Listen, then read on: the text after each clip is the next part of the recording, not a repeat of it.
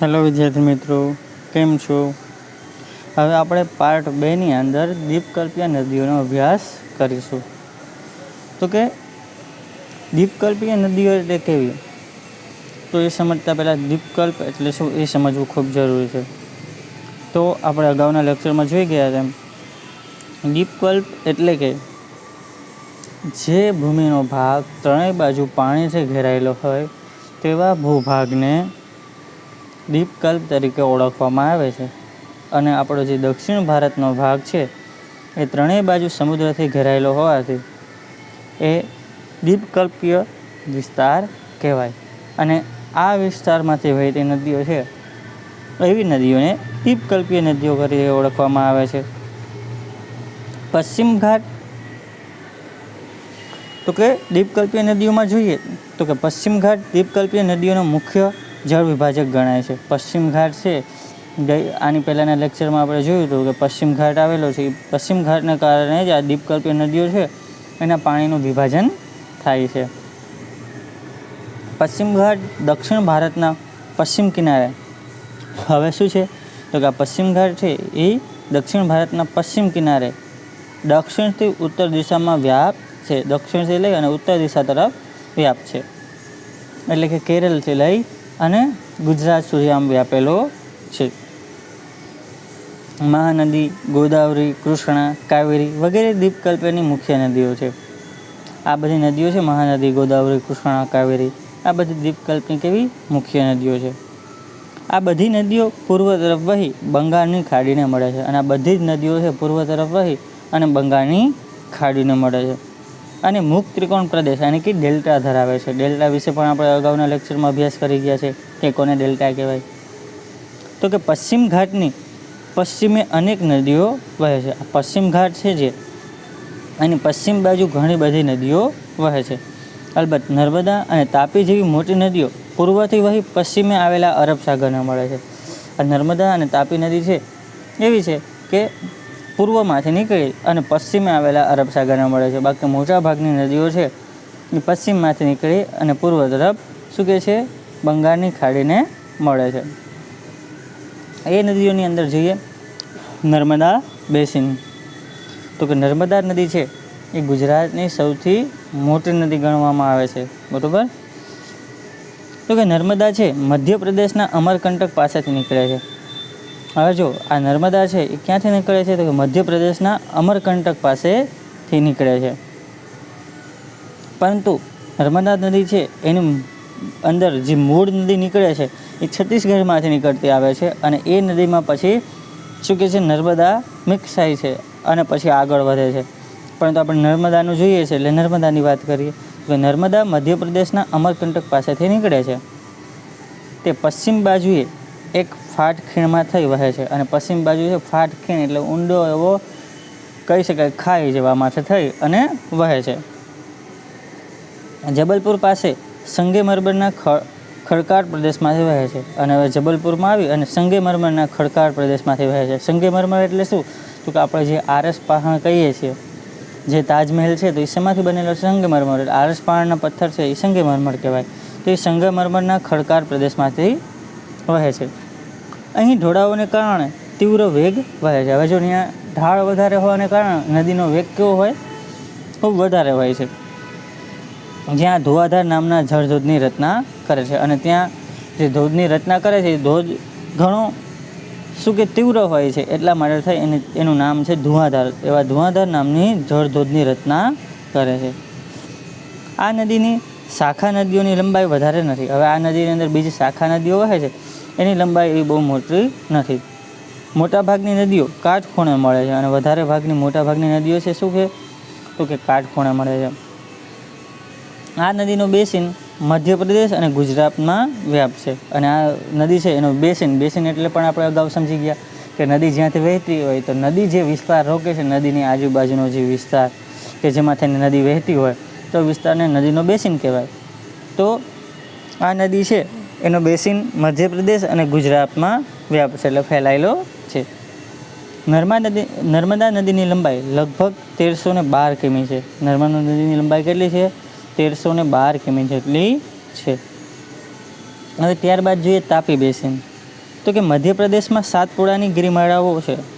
હવે શું કે મધ્યપ્રદેશ છે એની અંદર સાતપુડાની ગિરિમાળાઓ છે. અહીંના બેતુલ જિલ્લામાંથી તાપી નદી નીકળે છે. હવે એવું પૂછે કે તાપી નદી ક્યાંથી નીકળે છે, તો કે મધ્યપ્રદેશના સાતપુડાની ગિરિમાળાઓમાં આવા બેતુલ જિલ્લામાંથી તાપી નદી નીકળે છે. તે નર્મદાની સમાંતર એક ફાટખેણમાં થઈને વહીને અરબ સાગરને મળે છે. અને એ શું કરે, નર્મદાની સમાંતર એટલે નર્મદાની સાથે સાથે ચાલી આવે છે અને એક ફાટખેણમાં થઈને એટલે કે ઊંડી ખાઈ દ્વારા થઈ અને અરબ સાગરમાં મળી જાય છે. તો મધ્યપ્રદેશ અને મહારાષ્ટ્રમાં શું કે તેનું બેસિન ક્ષેત્ર વ્યાપ્ત છે. એટલે વધારે પડતું એનું બેસિન ક્ષેત્ર ક્યાં ફેલાયેલું છે, તો મધ્યપ્રદેશ અને મહારાષ્ટ્રની અંદર એનું બેસિન ક્ષેત્ર ફેલાયેલું છે. અરબ સાગર તથા પશ્ચિમ ઘાટની વચ્ચેનું કિનારાનું મેદાન સાંકડું છે. હવે અરબ સાગર છે એ અને પશ્ચિમ ઘાટ છે એ બંને વચ્ચેનું જે કિનારાનું મેદાન છે એ ખૂબ સાંકડું છે. આપણે અગાઉના લેક્ચરની અંદર છે આ પશ્ચિમ ઘાટની રચના કરી હતી, તો એની અંદર જોઈ શકતા હતા કે પશ્ચિમ ઘાટથી અરબ સાગરની સાઈડની જગ્યા કેવી હતી, ખૂબ ઓછી હતી. અહીંની નદીઓનું લંબાઈ ખૂબ જ ઓછી છે. હવે જો વિસ્તાર જ ઓછો હોવાનો છે, મેદાની વિસ્તાર, તો ત્યાંની લંબાઈ પણ નદીઓની કેવી હોવાની, ઓછી હોવાની છે. અને નદીઓ કેવી હશે, ટૂંકી હશે.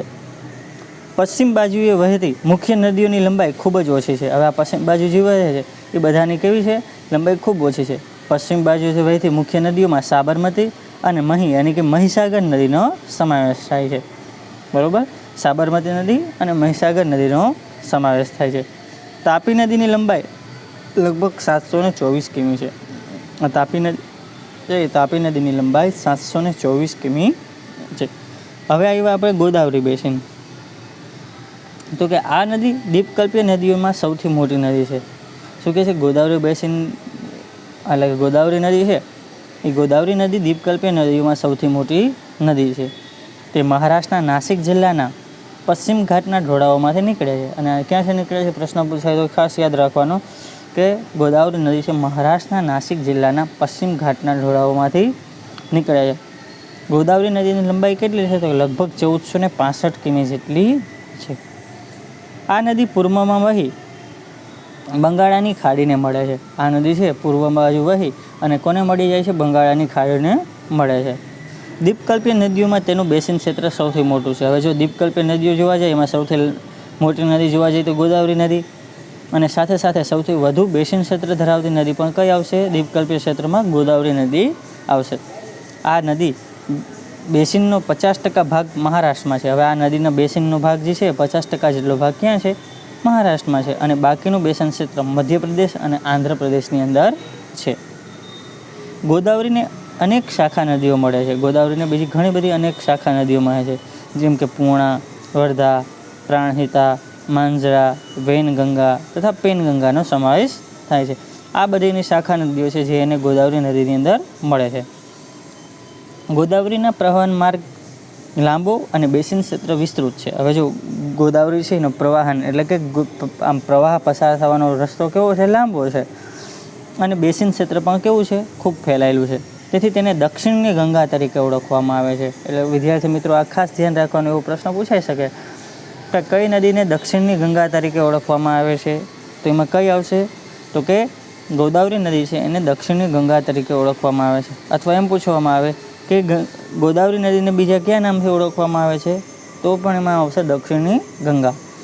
એ ખાસ ધ્યાન રાખવું, એટલે આને ટીક માર્ક પણ કરી લેવું. મહાનદી બેસિન શું છે, મહાનદી બેસિન. તો કે મહાનદીનું ઉદ્ગમ સ્થાન છત્તીસગઢના પહાડી ક્ષેત્રમાં છે.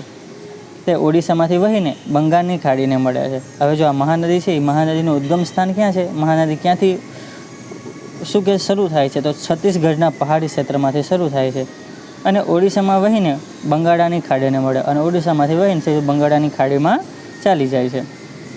તેની લંબાઈ લગભગ 860 કિમી જેટલી છે. કેટલી લંબાઈ છે, 860 કિમી જેટલી લંબાઈ છે. અને તેનું બેસિન ક્ષેત્ર છત્તીસગઢ, ઝારખંડ તથા ઓડિશા છે. કેમાંથી વહે છે, છત્તીસગઢ, ઝારખંડ અને ઓડિશામાંથી વહે છે. ત્યારબાદ છે કૃષ્ણા બેસિન. તો કે તે મહારાષ્ટ્રના પશ્ચિમ ઘાટના મહાબળેશ્વર પાસેથી નીકળે છે. ક્યાંથી નીકળે છે, તો કે મહારાષ્ટ્રની અંદર જે પશ્ચિમ ઘાટમાં મહાબળેશ્વર આવેલું છે ત્યાંથી નીકળે છે અને તે લગભગ 1400 કિમી લંબાઈ ધરાવે છે. એની લંબાઈ કેટલી છે, 1400 કિમી જેટલી છે. તેને મળતી શાખા નદીઓના હવે બીજી શાખા નદીઓ કઈ કઈ મળે છે, તો કે તુંગભદ્રા, કોયના, ઘાટપ્રભા, મુસી તથા ભીમા. આ નદીઓ છે એ શાખા નદીઓ તેને મળે છે. અને તેનું બેસિન ક્ષેત્ર મહારાષ્ટ્ર, કર્ણાટક અને આંધ્રપ્રદેશમાં ફેલાયેલું છે. અને એનું બેસિન ક્ષેત્ર ક્યાં ફેલાયેલું છે? તો કે મહારાષ્ટ્ર, કર્ણાટક અને આંધ્રપ્રદેશની અંદર ફેલાયેલું છે. ત્યારબાદ છે કાવેરી બેસિન. શું? કાવેરી બેસિન. તો કે કાવેરી પશ્ચિમ ઘાટની બ્રહ્મગીરી પર્વતમાળામાંથી નીકળે છે. કાવેરી નદી ક્યાંથી નીકળે છે? તો કે પશ્ચિમ ઘાટની અંદર બ્રહ્મગીરી પર્વતમાળામાંથી નીકળે છે અને તેની લગભગ લંબાઈ 760 કિમી જેટલી છે. કાવેરીની લંબાઈ કેટલી છે? તો કે 760 કિમી જેટલી. તેને મળતી શાખા નદીઓમાં અમરાવતી, ભવાની, હિમાવતી તથા કાલિની છે. અને તેનું બેસિન ક્ષેત્ર કેરળ, કર્ણાટક અને તમિલનાડુમાં વ્યાપ્ત છે. એટલે એનું બેસિન ક્ષેત્ર આ રાજ્યોની અંદર ફેલાયેલું છે. તે તમિલનાડુના કુડ્લુરના દક્ષિણમાં એટલે કે કાવેરી પટ્ટનમથી બંગાળની ખાડીને મળે છે. હવે બંગાળની ખાડીમાં ક્યાંથી મિક્સ થાય છે? તો કે તમિલનાડુની અંદર હવે કુડલુર કે જેને કાવેરી પટ્ટનમ તરીકે ઓળખવામાં આવે ત્યાંથી બંગાળની ખાડીને મળે છે. આ સિવાય અન્ય નાની નદીઓ પણ છે. આ બધી મુખ્ય અને મોટી નદીઓ છે. આ સિવાય પણ ઘણી બધી નાની નદીઓ પણ છે જે પૂર્વ તરફ વહી બંગાળની ખાડીને મળે છે અને પૂર્વ તરફ ફરી અને પાછી બંગાળની ખાડીને મળી જાય છે. તેમાં દામોદર, બ્રાહ્મણી, વૈતરણી તથા સુવર્ણરેખાનો સમાવેશ થાય છે. આ બધી નદીઓ છે એ પણ ઘણી બધી મહત્ત્વની નદીઓ છે. હવે જો તમને આટલું જાણવું ગમશે કે પૃથ્વીની સપાટી પર આશરે 71% જલાવરણ છે. હવે જો આપણે ખ્યાલ છે કે નાનપણથી જ ભણતા આવીએ છીએ કે પૃથ્વી પર 3% પાણી અને 1% જમીન રહેલી છે. બરાબર છે. પણ એ પાણી એક સાથે નથી. બરાબર, અલગ અલગ ખંડો આવેલા છે. ખંડોની આજુબાજુ સમુદ્રના સ્વરૂપમાં પાણી આવેલું છે. એટલે પૃથ્વી પર 71% પાણી આવેલું છે. તેમાંથી 97% જણ ખારું છે. હવે જે કહીએ છીએ 71% પાણી આવેલું છે પૃથ્વી પર, એમાંથી પણ 97% જેટલું પાણી કેવું છે? ખારું છે. અને જે બાકીના 3% વધ્યું એ જ પેયજળ તરીકે ઉપલબ્ધ છે. પેયજળ એટલે પીવાલાયક પાણી તરીકે ઉપલબ્ધ છે. હવે એમાં પણ જોજો કે 3% જે પાણી પીવાલાયક ઉપયુક્ત છે એમાંથી પણ ચોથો ભાગ બરફના સ્વરૂપમાં છે. અને 3% પાણી છે એમાંથી ચોથો ભાગ જોવા જઈએ તો એ ચોથો ભાગ શું? બરફ સ્વરૂપમાં છે. એટલે બરફ જામી ગયેલો હોય, બરાબર, હિમાલયની અંદર ને એમાં, તો એ પાણી તો આપણે ઉપયોગ થવાનો નથી. પછી એટલાન્ટિકામાં એમાં બધામાં હશે બરફ સ્વરૂપે જામેલો, તો એ પણ પાણી આપણે 3%માંથી પણ ચોથો ભાગ વયો ગયો એટલે એ પણ આપણને ઉપયોગ થશે નહીં. તો બચ્યું શું? તો કે 3/4 ભાગ જેટલો છે પાણી, 3%માંથી પણ 3/4 જેટલો ભાગ પાણી આપણને મળે. એ પણ કેવું છે? તો કે પીવાલાયક. એમાંથી પણ મોટા ભાગનું પાણી છે એ શેમાં છે? તો કે એમાંથી પણ મોટા ભાગનું પાણી તળાવોમાં, નદીઓમાં, બરાબર છે, એની અંદર છે. એટલે કે છેલ્લે પીવાલાયક પાણી તો ખૂબ જ ઓછું છે. એટલે બને એટલો પીવાલાયક પાણીનો બગાડ કરવો જોઈએ નહીં. અને વરસાદી પાણીને છે આપણે એકત્રિત કરવું જોઈએ અથવા તો એને શું કે બોર અથવા તો કૂવાને વરસાદી પાણીથી રિચાર્જ કરવા જોઈએ. કઈ રીતના? તો કે વરસાદી પાણીને બોરમાં કે કૂવામાં ઉતારવું જોઈએ કે જેથી શું? પાણીનું સ્તર ઊંચું આવે. હવે આપણે જોઈએ સરોવરો. હવે વિદ્યાર્થી મિત્રો, સરોવરો શબ્દ આવે એટલે તમને પહેલાં તો શું થાય કે સરોવર એટલે શું? તો કે સરોવર એટલે સમુદ્ર, દરિયો. ના, પણ એવું નથી. સરોવર એટલે સમુદ્ર કે દરિયો થતો નથી. સરોવર એટલે કે જેમાં પાણીના સંગ્રહ ક્ષમતા શું કે તળાવથી વધુ હોય. શું કે સરોવર કોને કહેવાય? જેમાં પાણીની સંગ્રહ ક્ષમતા તળાવથી વધુ હોય અને સમુદ્ર કરતાં ઓછી હોય. બરાબર, તળાવ કરતાં વધુ હોય અને સમુદ્ર કરતાં ઓછી હોય એવી વચગાળાની જેની સંગ્રહ ક્ષમતા હોય તેને આપણે સરોવર તરીકે ઓળખીએ છીએ. એટલે કે જ્યારે પણ સરોવર આવે તો એનો મતલબ એમ નહીં સમજવું કે સરોવર એટલે કે સમુદ્ર. બરાબર. તો કે ભારતમાં અનેક નાના મોટા સરોવરો આવેલા છે. મીઠા પાણીના સરોવરો હિમાલયની પહાડી વિસ્તારોમાં જોવા મળે. અને મીઠા પાણીના સરોવરો ક્યાં જોવા મળે છે? તો કે હિમાલયની જે પહાડી વિસ્તારો છે એની અંદર જોવા મળે છે. મોટાભાગના સરોવરોમાં ચોમાસા દરમિયાન પાણી હોય છે અને વધારે પડતા સરોવરો છે એની અંદર ચોમાસા દરમિયાન શું હોય? પાણી હોય છે. શુષ્ક ક્ષેત્રોમાં અંતઃસ્થીય શું કહે છે? તો કે હવે શુષ્ક ક્ષેત્રો છે જ્યાં સૂકા વિસ્તારો છે એમાં અંતઃસ્થળીય નદીઓ વડે, એટલે કે જે નદી છે એનો છેડો, નદી વહેતી આવતી હોય ને જ્યાં એનો છેડો પૂરો થતો હોય એ નદીઓ વડે હિમાલયના ક્ષેત્રોમાં સરોવરોની રચના હિમનદીઓથી થયેલી છે. અને હિમાલયના જે ક્ષેત્રો છે એમાં સરોવરની રચના શેના કારણે થઈ? હિમનદી, એટલે કે બરફની નદીઓ વહેતી હોય એ બરફની નદીઓ દ્વારા થયેલી છે. કેટલાક સરોવરો પવન, નદીઓ અને માનવ પ્રકૃતિને કારણે રચાયેલા છે. હવે જો શું કે છે, અમુક સરોવરો છે એ પવનના કારણે રચાયા છે, અમુક નદીઓના કારણે રચાયા છે, અને અમુક માનવ પ્રવૃત્તિઓના કારણે. આપણે માણસ છે ક્યાંક ને ક્યાંક ખોદકામને કરતા હોય તો એ ખોદકામને કારણે પણ સરોવરની રચના થઈ છે. વિસર્પી નદીઓમાં પૂરના પ્રકોપને કારણે ઘોડાની નાળ જેવા સરોવરો રચાય છે. હવે વિસર્પી નદીઓ વિશે આપણે ભાગ 1માં જોયું હતું કે જે નદીઓ છે સાપની ઘોણે કેમ સાપ ચાલતો હોય એ રીતના આમ વાંકાચૂકી ચાલી આવતી હોય, અને એના કારણે જે રચના થતી હોય તો એને શું ઘોડાની નાળ જેવા સરોવરની રચના થઈ કહેવાય છે.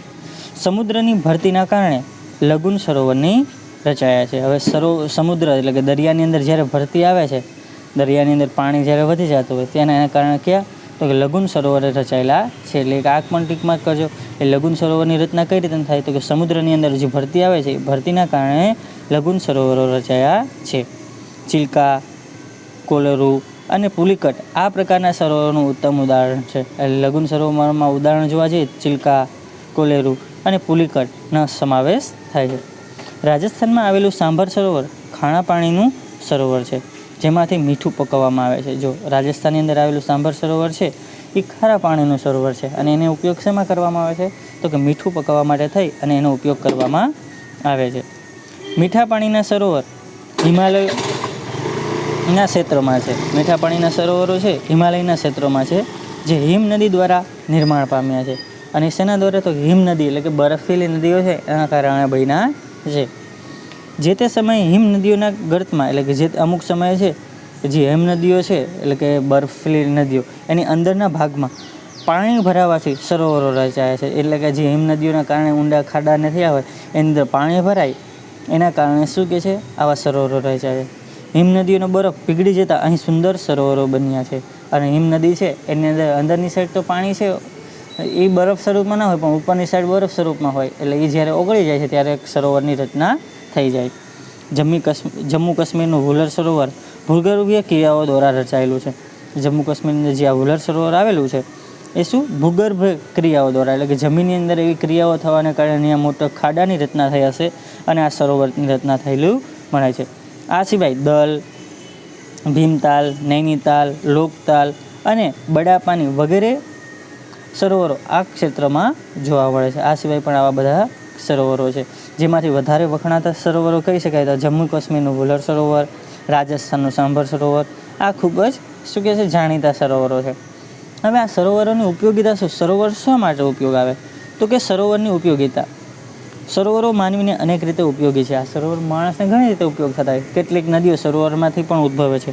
અમુક નદીઓ છે શરૂ ક્યાંથી થતી હોય? સરોવરોમાંથી ઊભી થતી હોય, એટલે એ પણ જરૂરી છે. જ્યાં વધુ વરસાદ પડે છે તેવા ક્ષેત્રોમાં આવેલા સરોવરોમાં વધારે પ્રમાણમાં જળ સંચિત કરી શકાય છે. હવે જો જ્યાં વધારે વરસાદ પડતો હોય ત્યાં સરોવર હશે તો એ બધું પાણીને આપણે શું સરોવરમાં એકત્રિત કરી શકશું, અને સંચિત કરેલા જળનો ઉપયોગ સિંચાઈ અને અન્ય ઉપયોગ માટે થાય. અને હવે પછી જ્યારે ભેગું થઈ ગયું છે એ પાણીનો પછી અન્ય સમયમાં આપણે શું તો કે સિંચાઈ એટલે ખેતીમાં ઉપયોગ કરી શકીએ અથવા બીજા કામ માટે ઉપયોગ કરી શકીએ છીએ. સરોવરમાં સંગ્રહ કરેલા પાણીનો ઉપયોગ દુષ્કાળ વખતે પણ થઈ શકે છે. હવે સરોવરોમાં જે આપણે પાણી રાખ્યું છે એ પાણીનો ઉપયોગ આપણે દુષ્કાળ થાય તો દુષ્કાળના સમયમાં પણ કરી શકીએ છીએ.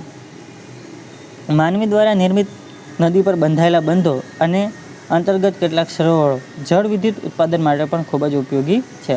હવે માણસ દ્વારા પણ છે શું કહે છે નિર્મિત એટલે માણસે બનાવેલા નદી ઉપર જે બંધ હોય બંધને કારણે પણ સરોવરો રચાતા હોય, અને એ સરોવરો છે જળ વિદ્યુત ઉત્પન્ન કરવા માટે ખૂબ જ ઉપયોગી છે. જળ વિદ્યુત એટલે કે પાણીમાંથી વીજળી ઉત્પન્ન કરવા માટે ઉપયોગી છે. ટર્બાઇન ફિટ કરી અને પાણીમાંથી વીજળી ઉત્પન્ન થઈ શકતી હોય. તો કે ઘણા સરોવરો તો કુદરતી સૌંદર્યમાં વધારો કરે છે.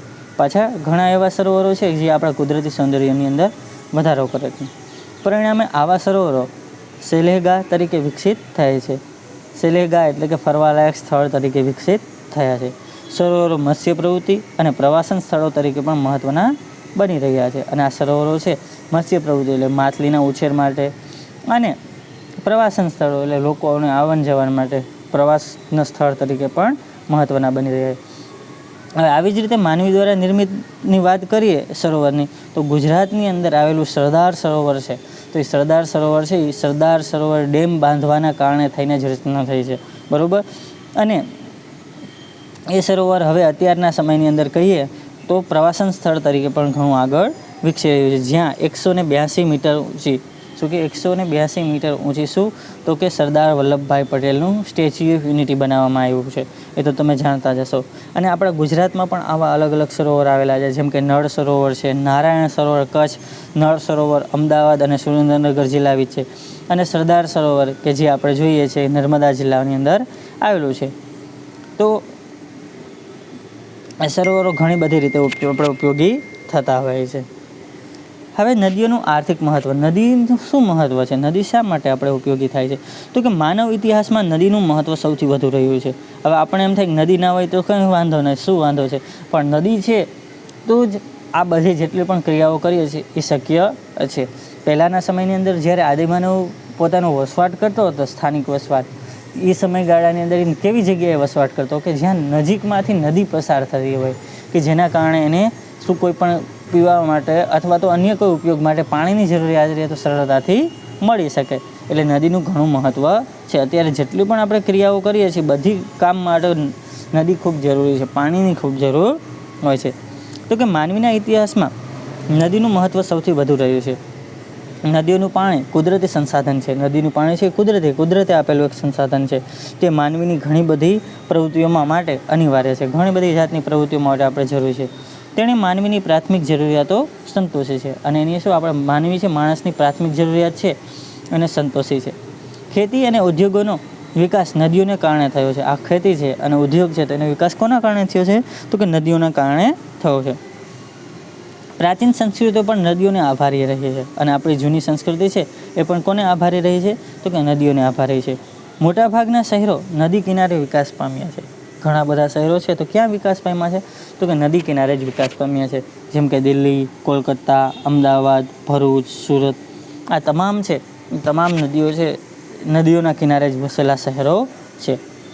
ભારત જેવા કૃષિ પ્રધાન દેશને કૃષિની વિકાસ માટે નદીઓ એ પાયો ગણવામાં આવે છે. હવે જો ભારત જેવો શું છે, કૃષિ પ્રધાન દેશ છે, તો એને કૃષિના વિકાસ માટે કેની જરૂર પડે, પાણીની. પાણી ક્યાંથી મળે, નદીઓ, એટલે કે નદીને પાયો ગણવામાં આવ્યો છે. હવે મોહેન્જો-દડો છે, તો મોહેન્જો-દડો તમે પિક્ચર જોયું હોય અથવા તો એના વિશેની માહિતી મેળવી હશે, તમને ખ્યાલ હશે કે કઈ નદીના કિનારે, તો ઇન્ડસ અથવા તો સિંધુ નદીના કિનારે વિકસી હતી. શા માટે, તો કે એને પાણી સરળતાથી મળી રહ્યું. આવી બીજી પણ છે, લોથલ જોયું તો લોથલ પર દરિયા કિનારે વિકસ્યું હતું.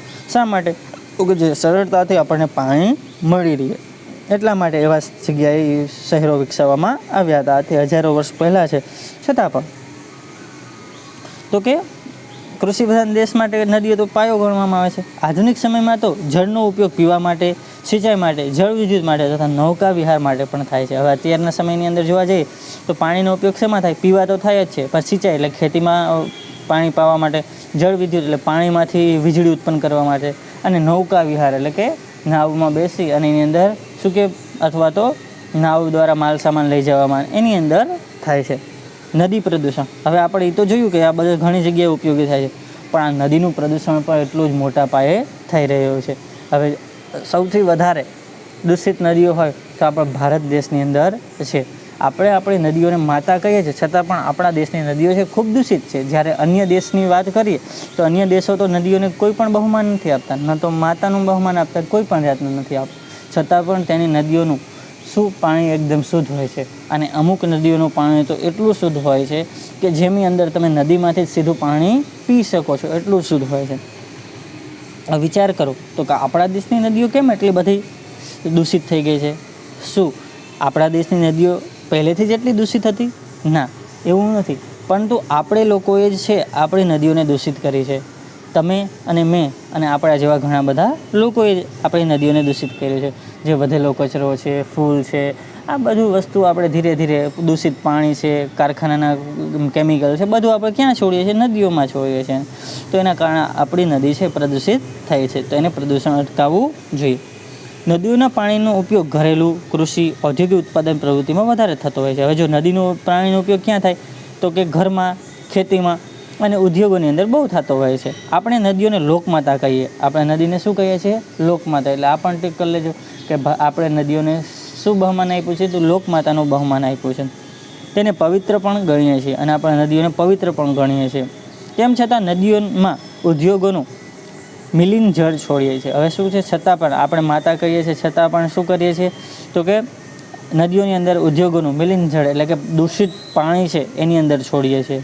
શહેરોની ગટરોના પાણી શહેર પાસે આવેલી નદીમાં ઠલવાય છે. હવે જો શહેરની અંદર જે ગટરના પાણી હોય એ પણ આપણે શું કહીએ? બાજુમાંથી જે નદી જતી હોય એમાં ઠાલવી દઈએ છીએ. ઉપરાંત શહેરોનો કચરો પણ નદીઓના પાણીમાં નાખીએ છીએ. અને એની સાથે સાથે જોવા જઈએ તો શહેરોની અંદર જે કચરો છે એ પણ આપણે નદીની અંદર નાખીએ છીએ. પરિણામે માનવી જેને લોકમાતા કહે છે તેવા નદીના પાણીને પ્રદૂષિત કરે છે. હવે જોવા જઈએ તો આ રીતના કે માનવી આપણે માણસ છીએ જેને લોકમાતા એટલે માતાનું બહુમાન આપ્યું છે એને જ આપણે પ્રદૂષિત કરીએ છીએ. આમ ઔદ્યોગિક અને શહેરીકરણના પરિણામે ઔદ્યોગિકરણ થયું એટલે કે ઉદ્યોગોનો વિકાસ થયો અને શહેરોનો વિકાસ થયો તો એના કારણે પાણીનું પ્રદૂષણ એટલે જળ પ્રદૂષણ સતત વધી રહ્યું છે. નદીના પાણીનું પ્રદૂષણ આપણી રાષ્ટ્રીય સમસ્યા બની આપણા દેશની સમસ્યા બની ગઈ છે. રાષ્ટ્રીય સમસ્યા, બરાબર. નદીના પાણીને દૂષિત થતું અટકાવવા સરકાર હાલમાં વિશેષ પ્રકારના પ્રયત્નો કરી રહી છે. હવે જો એનું પ્રદૂષણ ઘટાડવા માટે સરકાર ઘણા બધા પ્રયત્નો કરી રહ્યો છે, પણ સરકાર એકલા પ્રયત્ન કરે તો કંઈ ન થાય. એમાં આપણે પણ શું કહે છે? લોક ભાગીદારી આપવી પડે. આ સંદર્ભે સરકારશ્રીની કામગીરીની સાથે લોક ભાગીદારી પણ એટલી જ અનિશ્ચનીય છે. એટલે આપણે લોકોની પણ એમાં ભાગીદારી હશે તો એ ખૂબ ઈચ્છનીય છે. તો જળ પ્રદૂષણ અટકાવવાના ઉપાયો. હવે આ પાણીનું પ્રદૂષણ છે એ અટકાવવા માટેના ઉપાયો. તો કે જળ પ્રદૂષણ ઘટાડવા કડક નિયમોનું પાલન કરવું જોઈએ. હવે આ આપણે પાણીનું જે પ્રદૂષણ થાય છે એને ઘટાડવા માટે શું કરવું પડે? તો કે કડક નિયમોનું પાલન કરાવવું જોઈએ. રાષ્ટ્રીય નદી સંરક્ષણ યોજના એટલે કે નેશનલ રિવર કન્ઝર્વેશન પ્રોજેક્ટ એટલે કે NRCP તો કે નેશનલ રિવર કન્ઝર્વેશન પ્રોજેક્ટ દ્વારા જળ શુદ્ધિકરણના કાર્યક્રમો અમલી બનાવવા જોઈએ. એટલે જે રાષ્ટ્રીય નદી સંરક્ષણ યોજના છે આખા દેશની અંદર નદીને રક્ષણ કરવા માટેની યોજના એનો શું કે પાણીને શુદ્ધિકરણના કાર્યક્રમોને અમલી બનાવવા જોઈએ. ઔદ્યોગિક એકમો પોતાનું દૂષિત પાણી એટલે કે પ્રદૂષિત પાણી હોય એ નદીઓમાં ન છોડે તે માટેના કડક નિયમો બનાવવા જોઈએ. એવા નિયમો બનાવવા જોઈએ કે કારખાનાવાળાને છે એનું દૂષિત પાણી છે નદીની અંદર છોડે નહીં. ઔદ્યોગિક એકમોએ પોતાના ઉદ્યોગો દ્વારા છોડવામાં આવતા રાસાયણિક જળમાં રહેલા હાનિકારક તત્વો દૂર કરવા જોઈએ. હવે જે લોકો છે ઉદ્યોગોવાળા એ પોતાના જે પાણી છોડતા હોય એની અંદર અમુક કેમિકલને હોય તો કેમિકલોને દૂર કરવા જોઈએ અને શુદ્ધ કરી અને પાણી નદીમાં છોડવું જોઈએ. દરેક નાગરિકે નદીમાં સ્વચ્છ પાણી રહે તે માટે ઘરનો કચરો નદીના પાણીમાં ન ભળે તેની કાળજી રાખવી જોઈએ. હવે જો આપણે દરેક નાગરિક છે તો આપણે નદી સુધરી એના માટે આપણો ઘરનો કચરો કે એ કંઈ નદીમાં ન ભળે એની આપણે કાળજી રાખવી જોઈએ. જો NRCP એટલે કે નેશનલ રિવર કન્ઝર્વેશન પ્રોજેક્ટ એટલે કે રાષ્ટ્રીય નદી સંરક્ષણ યોજના ગંગા નદીના શુદ્ધિકરણના બીજા તબક્કામાં રાષ્ટ્રીય નદી સંરક્ષણ યોજના દાખલ થઈ. હવે આ ક્યારે? તો કે આપણા પ્રધાનમંત્રી છે શ્રી નરેન્દ્ર મોદી એની ગંગા નદીના શુદ્ધિકરણનો શરૂ કર્યું છે અને એની અંદર જે બીજો તબક્કો છે બીજા તબક્કાની અંદર આ યોજના દાખલ કરી છે. હવે બાળકો તમારે સ્વાધ્યાયની અંદર આપેલા પ્રશ્નો છે એના જવાબો જાતે ચોપડીમાંથી ગોતીને લખવાનો પ્રયત્ન કરવાનો છે. જાતે ક્યાંયથી જોઈને લખવાની છે નહીં. જે સમજ્યા છો એમાંથી લખો, ખૂબ સરસ. અને જો તમે જોઈને લખશો તો પણ ખ્યાલ આવી જશે. તો કે સ્વાધ્યાયની અંદર જે ટૂંકા પ્રશ્નો છે એ ટૂંકા પ્રશ્નો પછી શું કહે છે વિકલ્પોમાંથી પસંદ કરીને એ અને ટૂંકમાં જવાબ આપો. તમામ પ્રશ્નોના જવાબ તમારે આપવાના રહેશે. કોઈ પાસે છે ચોપડી ના હોય તો આમાંથી તમે સ્વાધ્યાયના પ્રશ્નો લખી શકો છો અને લખી અને એના જવાબ તમારે આપવાના રહેશે. Thank you. આભાર.